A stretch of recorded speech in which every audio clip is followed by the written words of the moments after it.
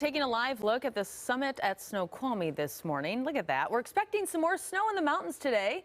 But Abby Aconi's here to talk to us about how it can be hard to predict this snow down low. I mean, there's so many different climates around here. You guys have a tough job. Yeah, we've got these teeny tiny little microclimates that are happening. No, Phil might have more confidence in his forecast than for me, but you know what? This can be a challenge for forecasters for lowland snow to actually materialize and happen here in western Washington. Let's start with what we expect today and then talking about the uncertainty that we have. Very small chance for lowland snow in some backyards. This isn't expected to be a widespread event, mostly happening Snohomish County up through the Canadian border.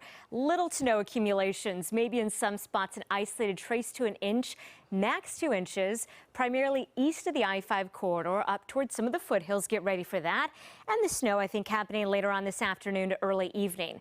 Here are the ingredients for our lowland snow today. We've got these kind of weak northeasterly winds. So this minor Fraser outflow, this is very famous for sucking in some of that chilly air from Canada. We also have this warm front that's going to be blasting through our backyard. But this lowland snow event isn't a slam dunk, and here's why.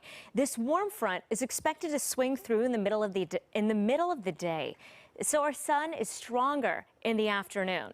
So this event might not be all that powerful. And our air at the surface isn't extremely cold, so any snow that happens will probably melt quickly and changing to rain pretty rapidly behind that front. Brian, lowland snow forecasting is exciting, but it can also be such a headache, and we angst over this big time, right? I was just going to say that, and you showed that perfectly right there, Abby, how, yes, you and I here, as that moisture starts working its way in, we're going to be, sitting there biting our nails because, yes, it just takes 1 or 2 degree difference between cold rain or some accumulated snow. So right now it looks like we're going to be in the clear here with this for the most part. But there are some of us that are going to get some accumulation in your backyard, mainly off to the north. 34 degrees your temperature right now. I am starting to see a little bit of some precip here coming in along the strait. That's it for now, and we'll be eyeballing this as we head into the later morning hours. We want to see these temperatures rise, though. If you're not a fan of snow and you don't want to deal with that, you want these temperatures well above freezing. But we're still below there in Olympia. Everett and Bellingham right now sitting right at freezing. So even though we could see temperatures around 36, 37 degrees when this comes through, we could still see snowflakes in the air. Down south towards Olympia, that's the only spot where I'm seeing some thicker fog with a ½ mile of visibility.